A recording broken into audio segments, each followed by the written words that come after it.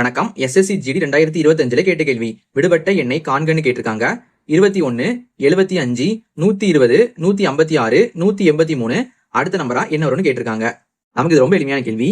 இப்ப நமக்கு முதல் நம்பரா 21 இருக்கு, அடுத்த நம்பரா 75 இருக்கு. நம்ம 21 கூட 54 கூட்டும் போது நமக்கு 75 வரும். சரியா? அப்ப நமக்கு வித்தியாசம் பாத்தீங்கன்னா 54. அடுத்த 75 பாத்தீங்கன்னா நமக்கு 120 மாறி இருக்குது.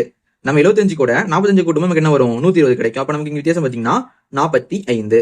அடுத்து நம்ம 120 கூட 36 கூட்டும் போது நமக்கு 156 வருது.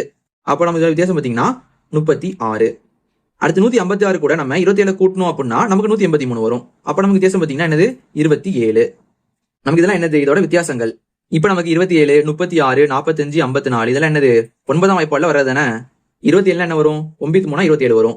36னா 9 4 34 வருமா? 9 5 45 வரும். 54னா 9 6 54 வரும். இதெல்லாம் பாத்தீங்கன்னா நமக்கு ஒண்ணா குறைஞ்சிட்டே வருது. அப்ப நம்ம இதுல இருந்து ஒண்ணு குறைச்சா என்ன வரும்? நமக்கு 9 தானே வரும். அப்ப நமக்கு என்ன வரும்? 9 18 வருமா? 18.